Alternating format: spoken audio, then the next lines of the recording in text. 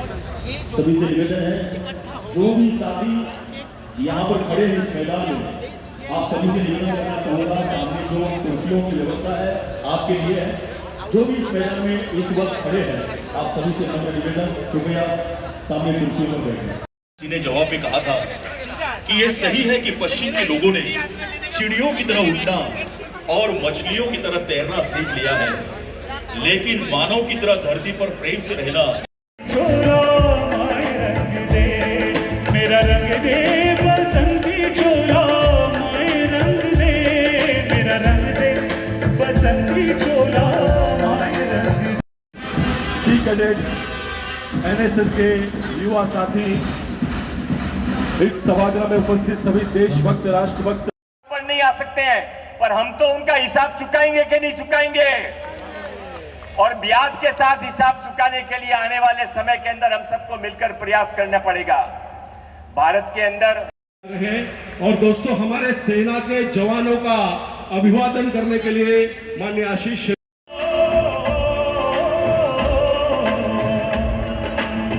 निकले हैं वीर जियाले, यूं अपना सीना ताने।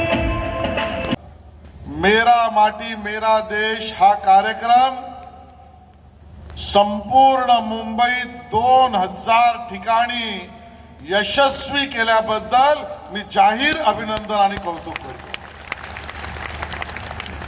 एक एक कलश घेऊन येत होत्या आणि संजय उपाध्यायजी सांगत होते, या ठिकाणी असलेली आमची पुनीत पावन माती ही मुंबईतल्या एक एक कानाकोपऱ्यातून तिला पूजन करून आलेली आहे। सामान्य गरीब माणसाच्या घरासमोरची सुद्धा ती आहे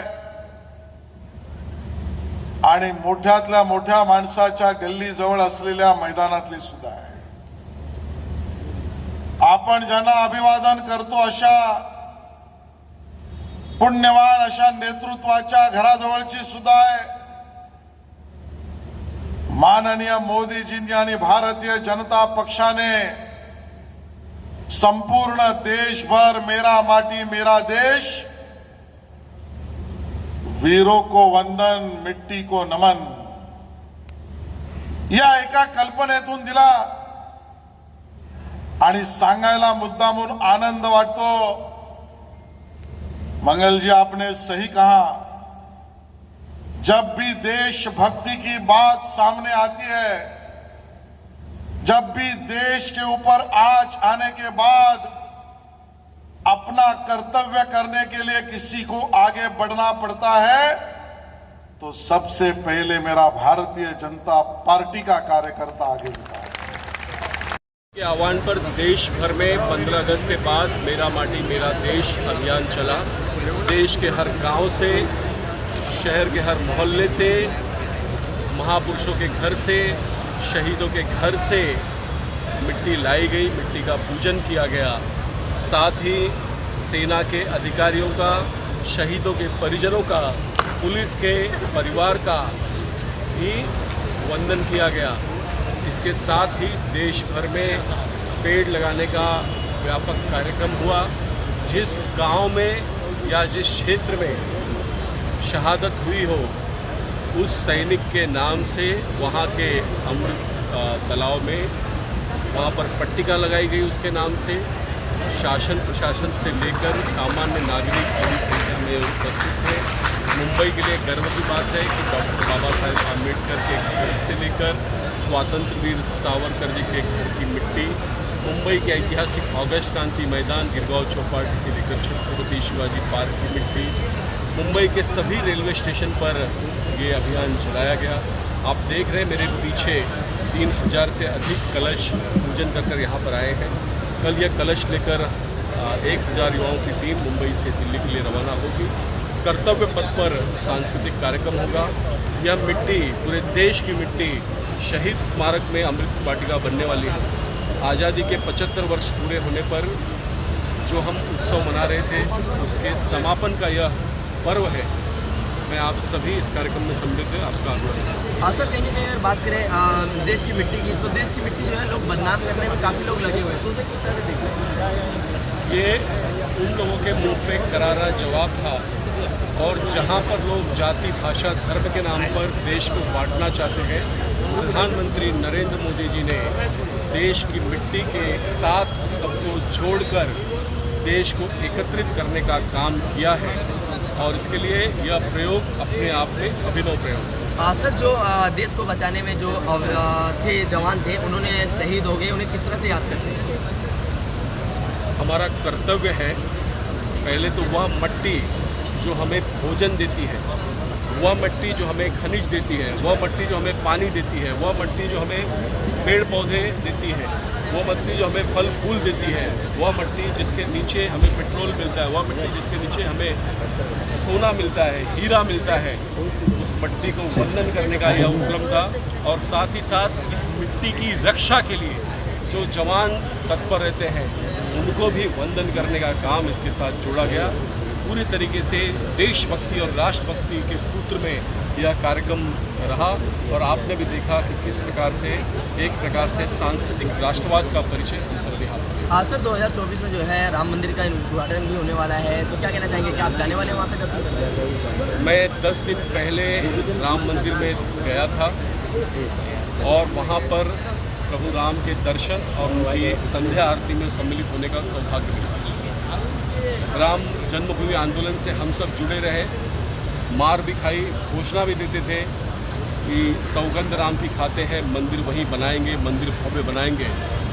कांग्रेस के लोग हम पर टीका करते थे कि तारीख नहीं बताएंगे, आज हमने तारीख भी बताई, मंदिर भी बनकर लगभग पूरा हुआ है, और 22 जनवरी को प्रधानमंत्री नरेंद्र मोदी जी की गरिमा में उपस्थिति में रामलला भव्य श्री राम मंदिर में अयोध्या धाम में स्थापित होंगे, उनकी प्राण प्रतिष्ठा होगी, और केवल अयोध्या नहीं तो संपूर्ण विश्व के आध्यात्मिक केंद्र के रूप में अयोध्या विकसित हो रहा है। मैं आप सबको भी अयोध्या आने का निमंत्रण देता हूँ, और हम अपने आप को भाग्यशाली मानते हैं कि 500 वर्षों से जो कलंक हमारे ऊपर था, वह कलंक मिटा है, और अपने जीते जी हम यह दृश्य देख पा रहे हैं। इसके लिए हम अपने आप को गौरवशाली और भाग्यशाली। सर कहीं ना कहीं जो है देश के लिए अपना न्यौछावर करने वाले सैनिकों का सम्मान ये देश में पहली बार जिसमें कि नौजवान व्यक्तियाँ और देश के सभी नागरिक देश के लिए अपना जीवन दान करने के लिए या सब कुछ करने के लिए उत्साहित होंगे। संभवतः आज़ादी के बाद ये पहला ऐसा कार्यक्रम है देश में इतने बड़े स्तर पे हुआ है जिसकी जितनी सराहना की जाए उतना कम है। कोई भी चीज़ करने के लिए, कोई भी चीज़ ना हो सके उसके लिए 100 सही कारण हो सकते हैं, लेकिन अगर करना है तो इसके लिए एक ही कारण होता है तो उसको करना है। और आज का नौजवान आगे बढ़ रहा है, इसके पास बहुत ज़्यादा संभावनाएं हैं, वो उत्साह से जोश से भरा हुआ है, और ये कार्यक्रम उसको सही दिशा में मार्ग दिखाने, मार्गदर्शन करने के लिए बहुत बड़ा प्रयास है, क्योंकि हर तरह से सराहनीय है। कुछ ऐसे लोग हैं जो कि भारत की मिट्टी को जो है बदनाम करना चाहते हैं, तो उन्हें क्या मैसेज देना चाहिए? उनको कोई मैसेज नहीं देने की ज़रूरत है, क्योंकि आज देश इतना प्रबुद्ध हो चुका है, इतना जग चुका है कि वो विरोध करने वाले अपने आप ही चीज़ों को समझेंगे, और ये समझना चाहिए किसी भी वाद विवाद में नहीं पड़ना चाहिए, जो सही है वो सही रहेगा और जो सही है। सर जो देश की रक्षा करते हुए जो शहीद हुए वो किस तरह से याद करते हैं? लोग हमारे यूनिट की तरफ से याद कर रही है, और लोग आजकल काफ़ी प्रोग्राम रखते हैं जो उनको याद करके उनके परिवार वाले को काफ़ी प्रोत्साहित करते हैं। उनको बोलते हैं आप डरिए नहीं, हम देशवासी आपके